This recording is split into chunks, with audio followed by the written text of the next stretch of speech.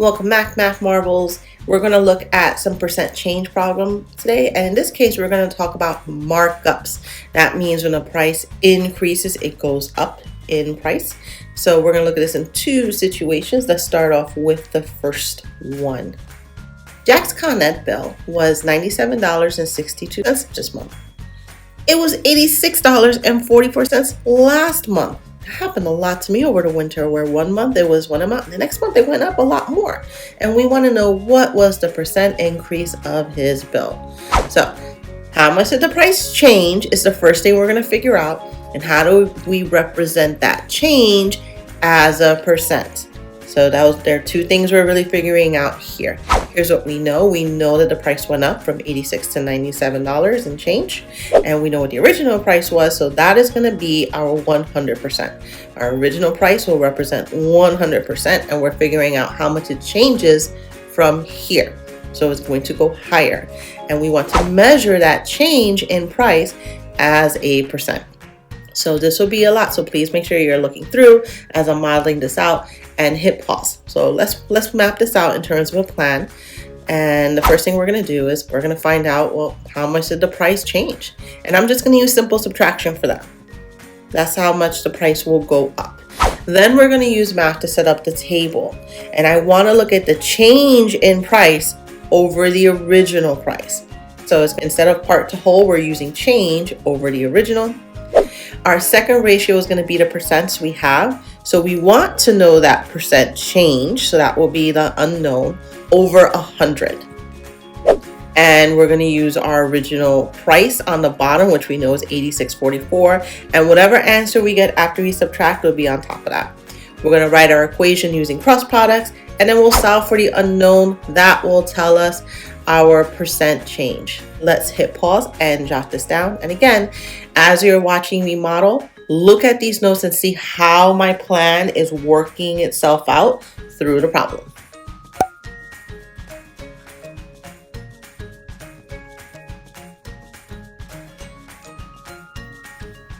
Let's put this plan into action. We're going to use math again.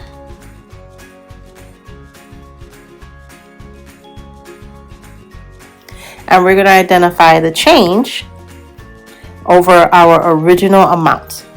Okay, so I'm using that triangle. That just means change over the original amount.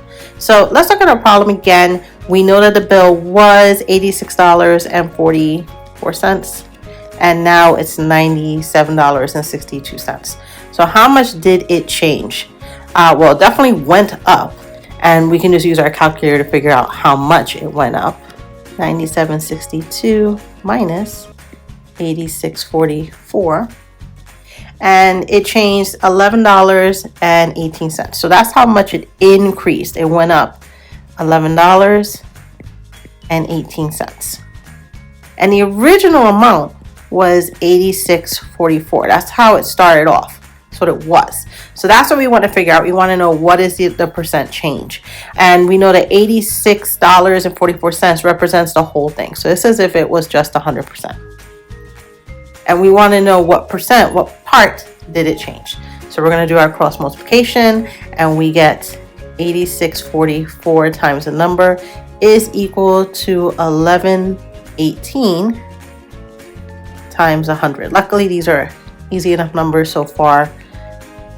And to multiply by 100, literally I'm just moving the decimal 2 times. So I get 1,118. All right, now I have to do some division work, so this is not as easy. We're going to divide by 86.44 because we want the n by itself. So 1,118 divided by 86.44 gives us 12.9333.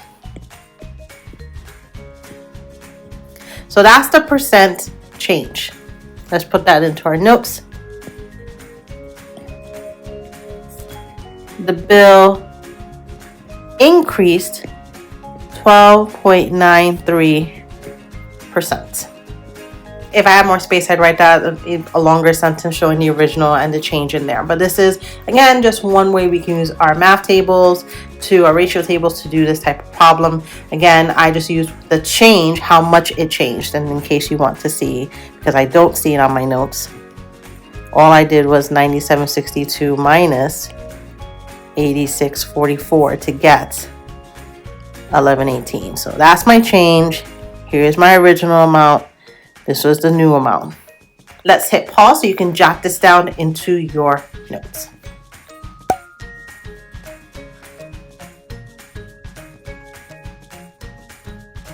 Let's look at another percent increase. And again, anytime something is going up, we're going to look at it as an increase, or sometimes the price goes up. That was a markup in price. Here we just have an increase by a percentage. Corey increased the number of pages he reads every day. Every single day he reads, and he increases by 15%.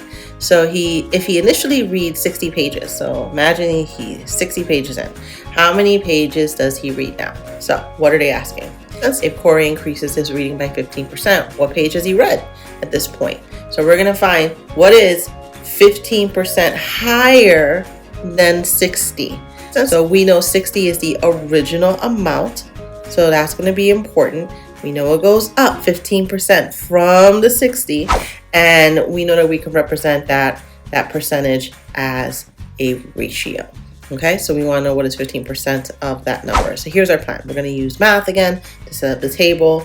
We have the percents in there, 15 over 100.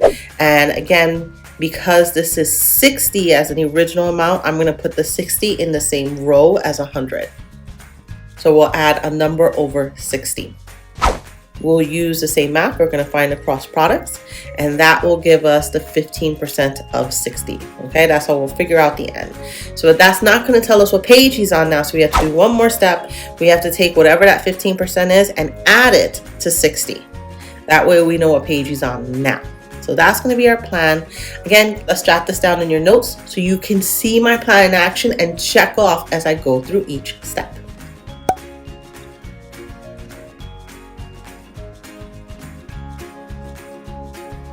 I've already set up our ratio table for math. We have our original amount. We know somehow it changes to give us a new amount. Okay, so we know that he increased by 15%. And so 15 out of 100. This would be the change. And this would be our original amount. And how did he originally start off? He originally started with 60. So I'm going to put that over here in the original for the OA. And we want to know the new amount. All right. So let's work this out. What would 15% of 60 be? Let's work this part out. So we're going to multiply, and we get 100 times the number is equal to 15 times 60. I just want to verify it here. And that gives me 900.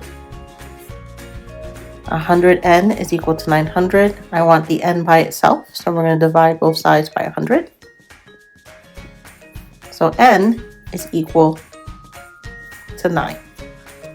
So that's how many new pages. 15% is the same as 9. I'm going to put this in here.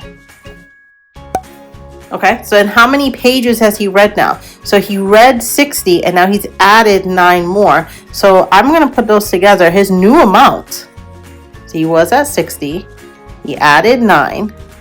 So his new amount is 69 pages.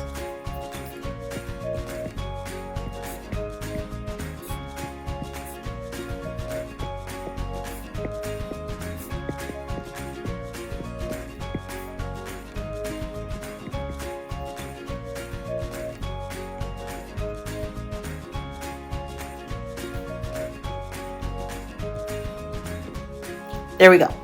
So again, look how important that formula is, looking at our original amount and trying to figure out how it changed. And again, it's an increase of 15%. So I know he read 15% more, and 15% more is 9 pages. So to get our new amount, I added them together. So again, we're going to read really carefully. Try and identify as you read through problems, what is your new amount?